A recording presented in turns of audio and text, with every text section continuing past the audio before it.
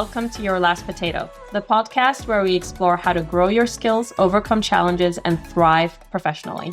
Inspired by the Swedish expression, du har satt din sista potatis, meaning you have planted your last potato.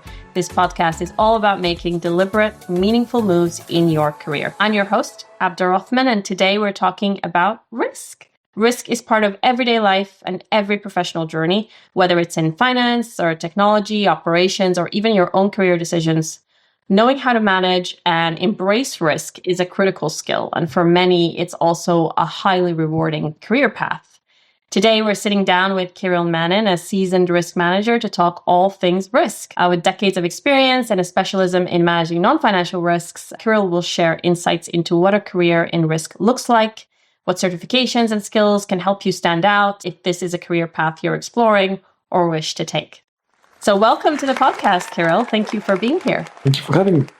So first of all, please tell us a little bit about yourself. Where do you come from? What do you do? Well, my name is Kiril Manin. I am originally from Bulgaria. I am living in Denmark for about 15 years now.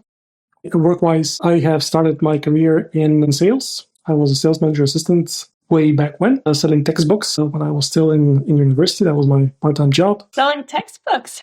That was the job that I had to high schools and to universities.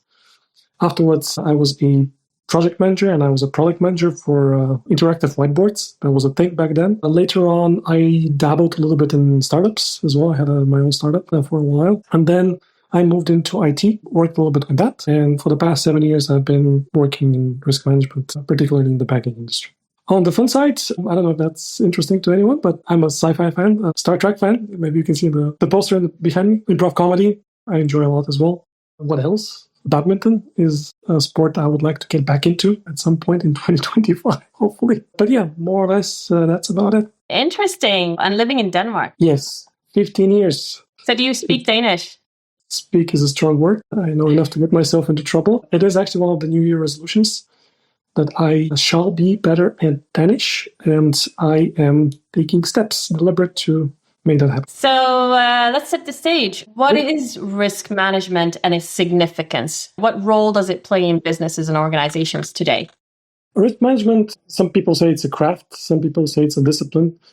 It's really the methods and the methodology one uses to manage a thing called risk, but the risk as such has its own definition. The easiest way I have found to explain to others what risk is boil it down in very generic and layman terms, is the chance of something bad happening to something you care about. That's basically the definition that I use in my daily work. And I have found it very useful because it fits basically all the situations I have encountered. And the management part of it is really using a structured approach to get what we call risks into a manageable state, meaning that people who have that role to take decisions on risks are well equipped to make those decisions based on the information that is being provided and supported by the likes of me and others who work in the profession. You sort of honed in on non-financial risk. What is that, and what are the other different types of risk? Well, since we're talking about risk, we are talking about, in general, two types, if you wish, especially in the industry that I'm part of, which is the banking industry, where we have on one side the financial side of risk is being taken, and on the other side is non-financial. And the non-financial side is really anything that has an outcome that is not something that is specific in monetary terms, but it can materialize in monetary terms for sure. It's not as precise as the financial ones. The financial ones have a very specific outcome, which is well-defined and well-known. The non-financial ones require a little bit more structured approach in terms of managing without going into the specific outcome being a specific number. It gives a ballpark. So it gives a ballpark understanding of what can go wrong. The non-financial risks, for example, also have other dimensions. For example, reputational side of things, or regulatory side of things, or process impacts. So all of these are not something you can measure in terms of monetary terms, and some bits you can, but there's much more than just the financial side of it, than just what money you're about to pay out at the end if things do go wrong. It sounds like the more interesting part of risk. There's definitely a lot to explore, so I'd say. Why has risk management become so important? Well, risk management, it goes back to people. So people are averse towards uncertainty. And being able to have that feeling of some sort of control over that uncertainty is what drives people towards risk management. I think it's also something that has been recognized and seen and experienced by whole industries, if you wish, throughout the decades and through the last couple of decades for sure. That is quite evident. Where you don't have that ability to manage the uncertainty that's coming your way or towards your business, then the price can be quite high to pay. So from that point of view, I think it's all about the feeling on one side, about being in control of what can go wrong. And on the other side of things is the real practical outcome, which is, well, if things do go wrong, then at least you have the ability to trace back the steps and find where things have gone wrong, and therefore make sure that this never happens again. And also gives you some insight into the future, what can go right or wrong based on previous experiences, how things have materialized in the past when you had a certain set of conditions or risk to materialize.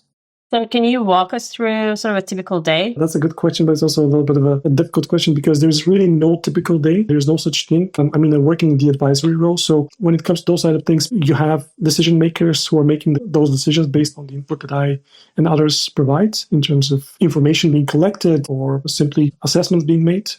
So it can have anything to do with new technologies being deployed, to processes being optimized, to organizational changes, to strategic projects being initiated. It could have to do with regulatory interactions. It's really, there's no one day that is like the other, I have to say. Oh, it sounds really fun. Yeah, it's very diverse and it's quite interesting given how many different situations one can find themselves in. Well, that brings us to some statistics. So for anyone considering a career in risk, there are apparently many opportunities. There's a growing demand for risk professionals, according to a 2024 survey by the Global Association of Risk Professionals, GARP. 73% of respondents anticipated a rise in risk management opportunities in the next 18 months. And the same survey revealed that nearly 79% of risk professionals are satisfied in their roles. 85% likely to recommend a career in risk management. So my question to you is, are you one of those 79% who are satisfied in their role? Basically, do you like your job? Sorry to put you on the spot. That's all right. That's okay. That's perfectly fine. The answer is yes. I do believe that I am. I think risk management is a very ripe field where people can explore the world through the lens of understanding how things can be done better. I do recognize that it's also not something that requires a lot of necessary technical skills to get into. So although that's useful for sure, don't get me wrong, I think that's definitely a plus if you have them. But at the same time, it can also be, especially the non-financial risk side of things, the barrier of entry is not that high from that point of view. Funny enough, I mean, everybody has a risk management experience. We don't recognize the such. And the situations really can vary. If you're the type of person who enjoys always being on a different case every day, that definitely fulfills that criteria. Everything that's going on, not just in the world as such, we all know how things are geopolitically. We also know that things are shifting, also from a politics or from economic perspective. All of it is something that you can relate back to risk management. And I'm not saying that everybody should just look at the world as a risk manager, but it is a useful tool to frame things that people have challenges with and then use the structured approach towards that to make things better. So from that point of view, I think it's a very interesting field. It's definitely that gives you a lot of horizons also to develop further and apply it in different industries as well as in your daily life. Are there specific career paths that you can take? Yeah, I think it depends on the role. It can be on the advisory side, as I am. So giving advice to others when it comes to the risks associated, how those should be measured, the life cycle, what kind of controls there could be put in place for the specific topic that is being handled. You could have, of course, audit. So that's another career path where you perform independent reviews and take things from a point of view which is very anchored in governance and being given clear mandate on how to approach and find challenges in specific implementations. I think there's a specific mindset when it comes to auditing, I think, which is different from example, from advisory. If you're the type of person who's more maybe into numbers, then you can definitely be a data analyst in risk management. There's a lot of data being accumulated even in the non-financial risk space. What else? You can also have regulatory interactions, as I mentioned. You can have that as a career path. There is a lot of regulation that comes into force and at play. And I think that's also a big part of what a risk manager would do or can do in their role without going into the nitty-gritty of risk management as a discipline, but more maybe on the external stakeholder or internal stakeholder side as well. So there's a lot of different places one can navigate towards. That also gives another flavor of the type of diversity one can have when it comes to working in this profession. Yeah, I think in my mind, I see that there are some basic skills like analytical thinking or strategic decision making that you need as a risk manager. But how do you build career capital to stand out? Like what I mean by career capital is this combination of skills and knowledge and connections that make you a valuable commodity in this field. So what, in your opinion, are the key skills a person should have in order to be a successful risk manager? What is usually a good idea is to have a domain knowledge already acquired in some sort of field. So would that be IT, would that be operations, would that be compliance? Doesn't really matter as long as you have that core domain knowledge. And then you can apply risk management on top of that, because risk management is just a different frame towards it. And in terms of skills, critical thinking is one, for sure. You want to be able to question what is being presented, and does this make sense, does it not make sense? With that, that's just also a standard that you need to have. And then now it depends on the role. So if you're more on the advisory role, I think it's definitely beneficial to have those soft people skills and be able to work with people and understand the different perspectives of where people come from, but also how they handle different type of challenges, especially when we work with risks, because then it's usually about something going wrong, and therefore, how do we prevent that or how do we correct that? If you are more on the control side, maybe you're a little bit more analytical, so you want to have that analytical mindset to work into that. I think if you are working, for example, with governance, that's another thing. You want to have that interest in how organizations work, in other words, system thinking. So you want to have that, which is a little bit on a grander scale of things. Yeah, again, it depends on the role. It's usually a combination of three things. You want to have the people side of things, you want to have the process, understanding of the process, and you want to, of course, be in touch with what is going on in terms of technology and how that facilitates. That's usually how the combination of those two things is what makes you excel, in my experience, as a risk manager. Okay, so I have the skills. Then how do I gain the experience in risk, even if I don't work in this type of role already? How do I get the experience? There's a little secret here, which is that in reality, everybody has risk management experience. Thing is, if you understand the basic concepts, then it's not that difficult to understand how you can frame what you're doing in the risk management space. So if you were to apply for a risk management job and you have not worked in risk management before, then you can give examples with whatever you have done in the past in your previous experience and frame that in the risk management space. I can give one example. This is what I used to explain to other people how risk management works. For the purpose of this question, imagine myself as a person, like I don't work in risk management necessarily. I'm just a regular person who goes grocery shopping every day like everybody else. I cross the street. There's a shop on the other side. I look both ways. I want to make sure that when the car comes, I'm made of flesh and bone, and I don't want to get hit by a car, right? And yeah, that's my mitigation of a risk, so to say, right? But at the end of the day, what am I doing? There's coming back to the definition of risk. The risk is the chance of something bad happening to something you care about. I care about myself. So that's me protecting me. Why do I have risk? It's because the car is coming my way and I'm made of flesh and bone. So I have the threat, which is the car. I have the vulnerability, which is me being made of flesh and bone. And I care about myself as a human being. That I can fit in the risk jargon very nicely afterwards. You have your threat, you have your vulnerability, you have your asset, right? And the question now becomes, do I have a risk, yes or no? If the car is coming and this is the situation, I'm crossing the street, the answer is yes, I do have a risk. That's why I'm looking both ways. That's my mitigation. I'm just detecting if there's something coming. And then imagine the same scenario, but my name, instead of being Kiril Manin, my name is now Tony Stark. I'm Iron Man, right? So if I'm that, then the same situation, I still care about my well-being. I still want to go grocery shopping. The car is still coming. The question is, do I have a risk? The answer is no, I don't, because I have now removed the vulnerability, which is the fact that I'm no longer made of flesh and bone. I'm made of iron, as Iron Man is Tony Stark. So this is just one layman example that you can take and extract the logic from it, threat, vulnerability, asset, and apply that to almost anything. that you encounter in your daily life or in your professional life.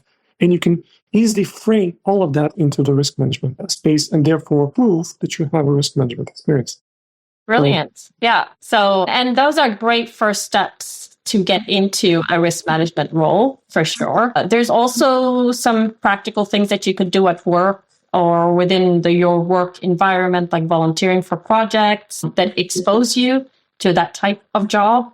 Learning some risk assessment tools, collaborating with compliance and audit teams, that can provide also great exposure to risk-related work. So not only within your daily life, because of course, as you say, risk is in everything that we do. And we are kind of actually naturally risk managers just by doing these assessments naturally, like crossing the road. But also applying it to work, there's a lot of different things that you could do as well, if that's an interesting field that you would like to get into. So if you want to get stuck in and deepen your expertise, there's also certifications, right, as an excellent way to demonstrate your skills and knowledge. What are the top certifications in your mind for kind of aspiring risk professionals that you've come across? Well, I'm a little bit colored from that point of view because I am in the technology space. So there's the CISA one, Certified Information Systems Auditor. And then there's another one which is called C-Risk, which is about being certified in the risk and control space. And then there's something called CISM, which is more on the information security or cybersecurity side of things. These are all abbreviations one might find if they were to open a job ad, for example. But it really depends on the industry, to be honest. I think different industries have different preferences for what they would like to see on a resume.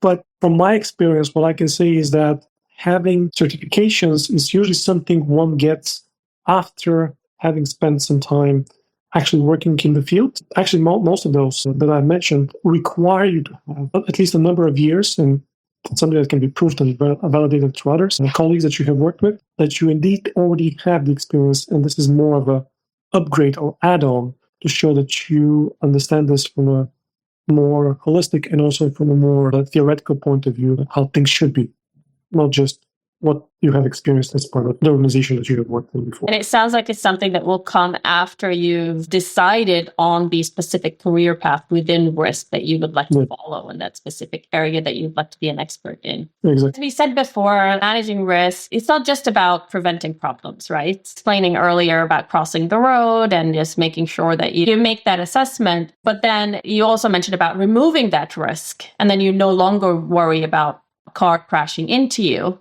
So I guess then it becomes about also identifying opportunities. If you're able to remove that risk, then there's clearly a lot of, positive outcomes and opportunities that come out of risk management. So from your experience, could you share a story about a risk that led to a positive outcome? That's a good question. From a business point of view, of course, you focus on trying to make things not materialize in a bad way. But when it comes to the opportunity side of things, I think that is also about what kind of reward you might be getting if you were to embark on a particular set of actions based on what you observe. Because opportunity, for me, has to do more with value creation and less with trying to make things not go bad. It's more about how do you get value, which is a little bit flipping the coin a little bit on the whole concept of what can go wrong instead of what can go right. But that also involves a certain level of risk as well. So when you see an opportunity, this is a personal, isn't that? For me, coming to Denmark was a risky move because I saw an opportunity for me to develop myself and to get something that I am more interested in. For example, to have that international experience, to get an education from a prestigious university, for example, working and living abroad. But all of this is something that I considered at the time an opportunity I wanted to explore, but it also came with a certain level of risk. And the reason why it came with a certain level of risk is because when I arrived in Denmark, one cannot sustain themselves unless they work. If you are somebody coming from a different country, even if it was the EU, you would not have had the opportunity to stay unless you were able to sustain yourself. And I don't come from a rich family as such, so I had basically to find myself a job. However, I also knew how much money I had in my bank account. And I knew that if I did not find a job in the first 3 months, then I will be in a different situation. Where I'll have to reconsider what am I doing here. And again, the education is for longer than 3 months. So therefore, the risk involved and what that would mean. So I stuck with it in a structured manner. So I would say I, just like many others who have arrived at the same time, remember, I'm from Bulgaria, about education, at master's degree, we had to find ourselves jobs. And that proved not very easy, but a lot of walking around, knocking around doors and asking and giving out CVs and being able to basically show that you are able to show up for the job that is required is something that requires steps to be taken in order to make the opportunity happen, which is ultimately get the degree, in my case. But it was not certain. Again, managing uncertainty. It was not certain that that would happen, especially in the first 3 months, because it was so very hard to find a job. That did not just arrive out of thin air. So that was an example of an opportunity that I saw that I could explore and hopefully make use of, given I take the right steps. Well, it's interesting how you frame it, in that actually the opportunity is the end goal, and then the challenges come up along the way towards your opportunity, and removing that challenges, you have managed your risk in order to attain or obtain your opportunity or realize your opportunity. Funny, because if you want to put this a little bit into those buckets that I was talking about before, so you have the people, you have the process, you have the technology, I could probably go back in those situations and tell you that there was a process involved when it comes to trying to manage that risk, about being able to stay. But when it comes to challenges, I have to say there are usually two types of challenges. You have the situational challenge, so the specific situation is there is something about those three elements. But there's also the structural challenge. Overall, basically how the system is built, and therefore what are the constraints of the system that allow you or restrict you to move in certain ways to manage that risk.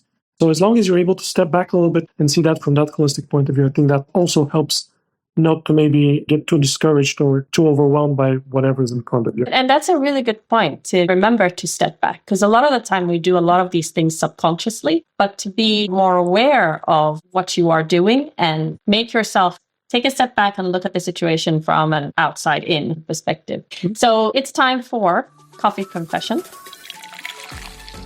And this is where we tackle real world dilemmas. And this is quite a good into our Coffee Confession story today. I listened to a podcast called Scamfluencers. I'm an avid listener. I love it. And as you may have guessed, it's all about scams. There's an interesting one called the Hollywood Ponzi scheme, Once Upon a Crime in Hollywood. And if you want to listen to the entire episode, you can find it on Spotify. I'll give you the highlights and then we can discuss it a little bit, because I think there's clearly some lapses in risk management in this story. So the story is about this guy called Zach Horwitz. He's an aspiring actor, not really well known, but he has some big ideas to become successful in Hollywood. And he ends up running one of the largest Ponzi schemes in recent history. He had a company which he was claiming to investors had all these lucrative film licensing deals, and that he was buying distribution rights for films and reselling them to some well-known streaming platforms for huge profits. He was promising returns as high as like 35% in just 6 months. And his friends and business associates and investors, of course, trusted his story. In reality, there were no deals. He had forged these contracts. He was showing to investors, and the money he'd gotten was not funding films at all, but this extravagant lifestyle instead. So he spent millions on luxury homes, private jets, cars. And by the time the whole thing unraveled, this was in 2021, he had defrauded investors out of like $650 million. Here's where risk management comes into play. Why didn't anybody verify the deals, audit his company? Like, how could so many investors overlook these red flags, like guarantees of unusually high returns? So now turning to you, Kiril, if you were approached with a proposition like this by a business associate, a colleague, or a friend, and it could happen to any of us, right? What advice would you give them? Not saying that there couldn't be an opportunity, but how can you take a well-balanced decision while still protecting yourself from possible fraud or ill-placed intentions? So what lessons can individuals and businesses learn from a story like this to avoid falling into a similar scam? I come from a country which had transitioned from communism to capitalism during the 90s, and this is when I was a kid as well. There have been plenty of Ponzi schemes back in the day. In the early 80s, what they call pyramid schemes or Ponzi schemes. I should know because my family was basically a victim of one of those. So if you were to talk to someone in Bulgaria and approach them with something that sounds super lucrative, where you would need to ask other people to get their enrollment going at the same time, most people, I would venture, would probably just look at you and say, what are you talking about? I know what you're doing. stop it right now. Okay? Just go away. Simply because everybody has that experience. Like, if you don't have that experience, you know somebody who had that experience. And I'm not blaming anyone. I'm not saying that necessarily the fault of anyone, but it's also, I think, has to do a little bit with how educated are you when it comes to those kind of scams that have happened in the past. So people in that space, in that country, probably just have the experience, even if they're not too educated necessarily on it, they just know what this is without even having to know the ins and outs of it. Of course, that's not something that is very specific for Bulgaria. I think there's a lot of other places where this is still quite a common thing. And from that point of view, it's not something that you would necessarily have not heard of before. Of course, everybody is drawn to the carrot, right? So here's a carrot in front of you. There's a big lucrative deal in front of you. You're going to make millions, thousands of whatever is that currency that you have.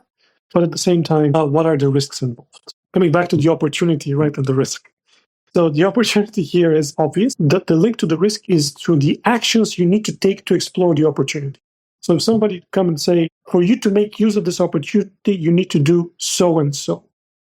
But that so and so is basically an action you need to take, which is going to be probably at odds with the thing that you're trying to protect. Would that be your money? Would that be your well-being? Would that be whatever it is? So before you engage in that opportunity, I think it's a good idea to just measure in what you are being asked to do. What is that going to affect in terms of asset that you own? And can you live if that asset basically disappears tomorrow? If the answer is yes, you can venture with that and say, you know what? If everything goes wrong and what I'm being asked to contribute here, it just disappears tomorrow and I'm still okay with it, maybe you want to engage in that opportunity.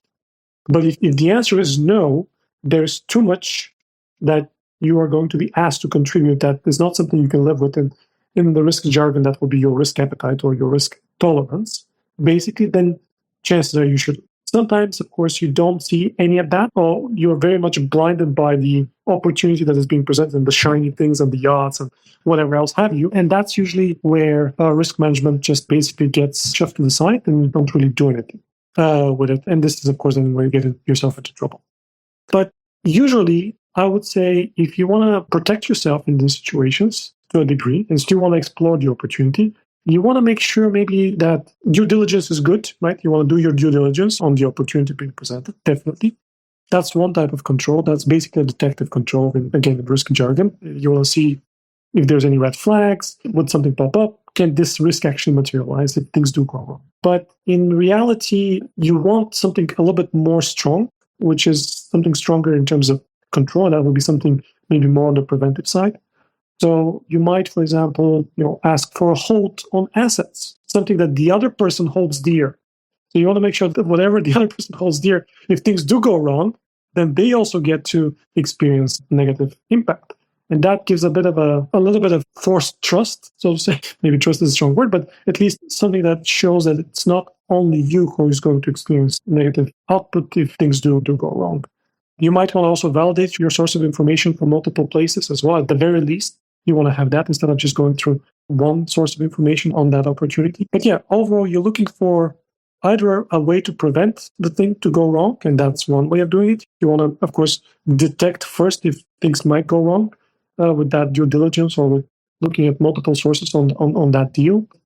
Should the risk materialize, things do go wrong, not just the opportunity being killed. If opportunity happens, then that's great. That's fantastic. You have taken the necessary steps. Things have worked out. Fantastic. You also want to make sure that in the negative situation where things do go wrong, you also are able to maybe correct the situation, for example, through litigation afterwards or through something else. I think having that combination of detective, preventive, corrective control, again, using the risk jargon, can help you feel a little bit more comfort that you are ready to take on that opportunity. And if things do go wrong, then you still have done your very best to protect yourself.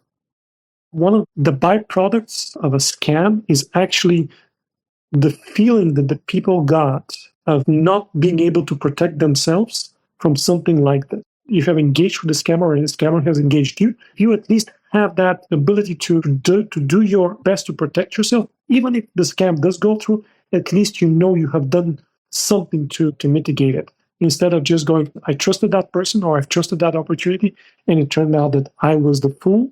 I was just being taken advantage of. And that's quite bad for the psyche and just for the person who is being scammed.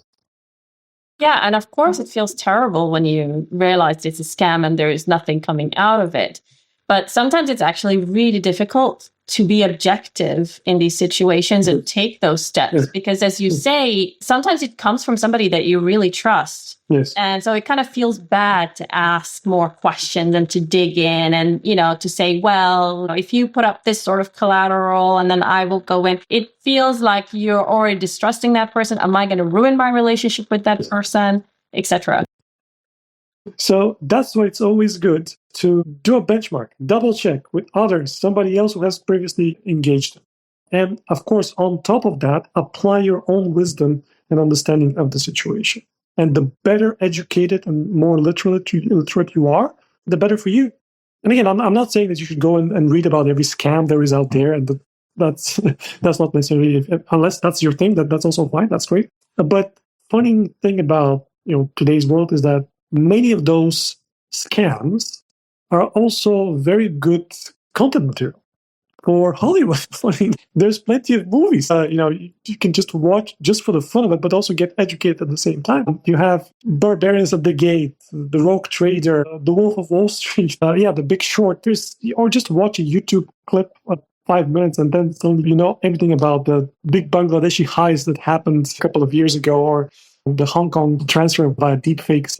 It's so easy to get information. Information is very cheap these days. So all of that you can easily find yourself. If you were just to Google or look for something on Netflix, you would very easily find information. Or podcasts. Or podcasts. That's better. So yeah, so easily accessible. And also, never bet what you're not willing to lose, right? So always bet what you're willing to lose. That's a very interesting point. I think it comes back to the nature of people because people have different attitude towards risk.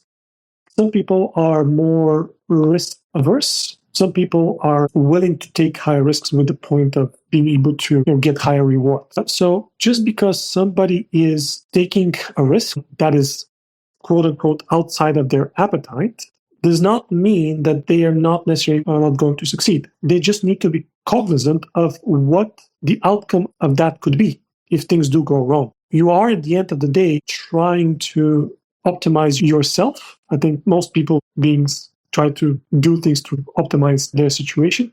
And many times this goes back to not just about risk, but also about what are the things that you value and what makes sense for you. And for some people, it makes simply more sense to go after things that are better suited to fulfill their values. And sometimes that also means taking more risk. Yeah, exactly. But basically, what we've learned today is appearances can be deceiving. Whether it's an investment opportunity or a new project or a business deal, you always need to verify details, find information, trust but question, right? If something feels off, you don't ignore your instincts. And also, high reward usually means high risk. So for our listeners who found our discussion today interesting and are considering taking steps towards a career in risk or building career capital in this area of expertise, start with a baseline understanding. Take introductory courses on risk management through platforms like Coursera or LinkedIn Learning. Build cross-functional experience. Collaborate with audit, compliance, or IT teams within your current organization. And get the relevant certifications to elevate your credibility once you are within the specific career path that you want to go down.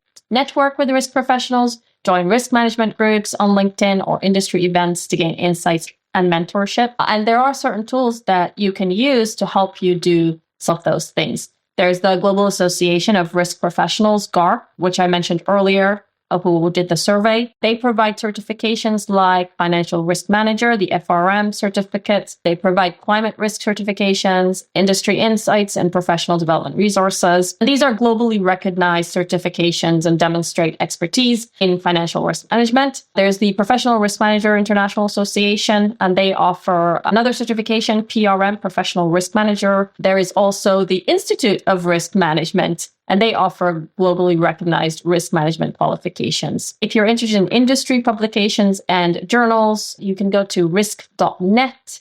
There's the Harvard Business Review, and there's also Harvard Business Review Risk Management. They have a journal of risk management in financial institutions, and it's an academic and applied insights for risk professionals. There's networking communities and forums. There's all sorts of LinkedIn groups as well. Kiril, a final question for you. In the age of AI, how do you think that's going to impact your job as a risk manager? Is that a nay or a yay for AI?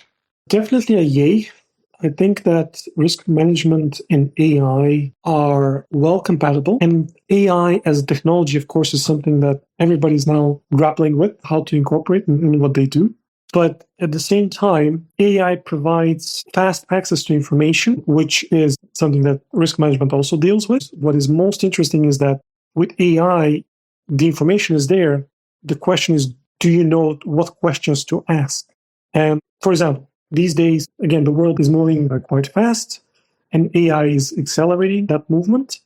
But there are other things happening at the same time. We have a lot more focus on climate. We have, as I mentioned, the geopolitical situation that is different in many parts of the world, just compared to a couple of years ago. Economical situation is also different for people across the world. So being able to ask the right questions to AI in the context of risk management is definitely something that, as a risk manager, I myself need to be better at. But it does not in any shape or form negate risk management as a discipline. It's only the technology called AI that is now allowing for risk management professional to be better equipped to provide the output, which is by design decision-making, or the output of risk management is decision-making for someone to make the right decision. And being able to get that information proper fed in through the risk management side of things using AI is only, I think, going to benefit the quality of that output towards the people who need to make those decisions. And I'm looking forward to seeing how that whole discipline, decision-making is going to evolve also using risk management and going forward. Brilliant. Well, really great to know that risk managers are not going anywhere anytime soon. I hope not. You never know. You never know. But thank you so much, Kiril, for joining us today and for sharing your wisdom on risk management and building career capital. To our listeners, remember, risk isn't something to fear. It's something to understand, manage, and turn into opportunity. Whether you're looking to start a career in risk, advance in your role, or simply grow your skills, take these actionable steps and start building your professional capital today. If you've enjoyed today's episode, follow Your Last Potato for more practical career advice and check out our website for more resources, including the tips and links shared in our podcast today. Until next time, keep learning, growing, and thriving. Thanks again, Kiril. Thank you.